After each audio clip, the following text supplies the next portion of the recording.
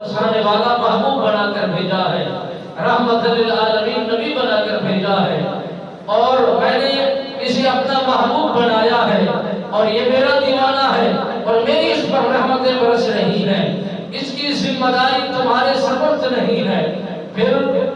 حور و غلمان نے اپنی محبت کا اظہار فرمایا کہ مولا تیرا محبوب دنیا پر جلوہ گر ہو چکا ہے، اس کا ظہور ہو چکا ہے، اگر اجازت ہو تو تیرے محبوب کی پرورش ہم کریں، اس کے ناز و نخرے ہم اٹھائیں، اور اسے سیر ہم کرائیں، جنت کے اندر اسے سیر و تفریح ہم کروائیں۔ میرے خالق و مالک نے فرمایا یہ تمہاری ذمہ داری نہیں، یہ کسی اور کی ذمہ داری ہے۔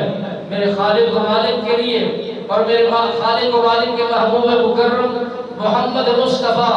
احمد مجتبیٰ صلی اللہ علیہ وآلہ وسلم سرکار کے ذات کے لیے کبھی ملائکہ عرض کر رہے ہیں، کبھی حور و غلمہ اپنی طرف کا اظہار کر رہی ہیں، اور کبھی آسمان پر بادل چلنے والے یہی عرض و گزار کرتے ہیں مولا تیرے محبوب کے ناز و نخرے ہم اٹھانے کے لیے تیار ہیں، اسے سیر کرانے کے لیے ہم تیار ہیں، اسے گھمانے پھرنے کے لیے ہم تیار ہیں، اور ہمارے سفر رکھا جائے ہم بادلوں میں رکھیں گے،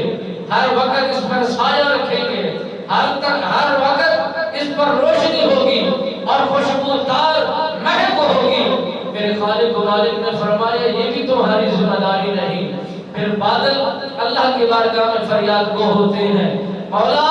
ہمیں حکم دیا جائے، کبھی ہوا آ رہی ہے، کبھی بادل چل رہے ہیں، کبھی حور و غلمہ اپنی طرف کو ظاہر کر رہے ہیں، کبھی عرش کے ملائکہ جو گزار کر رہے ہیں، یہ سب کے سب باتیں کہ سب کے سب یہ اپنی آرزویں جو ظاہر کر رہے ہیں، بتلا رہے ہیں، اور اپنی منشا کو ظاہر کرتے ہوئے یہ ناز و نخرہ اٹھانے کے لیے، یہ اتنا بڑی سعادت مندی کو اٹھانے کے لیے کوشش کر رہے ہیں۔ آخر اس میں تو کوئی نہ کوئی راز تو ضرور ہے، کوئی نہ کوئی بات تو ضرور ہے، کوئی نہ کوئی حکمت تو ضرور ہے، کوئی نہ کوئی وجہ ضرور ہے جو یہ کبھی جنات، کبھی انسان، کبھی پرند، کبھی عرش کے ملائکہ، کبھی ہوا، کبھی بادل، کبھی آسمان، کبھی حور و غلمہ، یہ مختلف کی مخلوقات اللہ کی بارگاہ میں فریاد گو ہے کہ اے خالق و مالک تیرے محبوب کو ہم پالنا چاہتے ہیں، ہم پرورش کرنا چاہتے ہیں، ہم ناز و نخرہ اٹھانا چاہتے ہیں، اپنے ساتھ رکھنا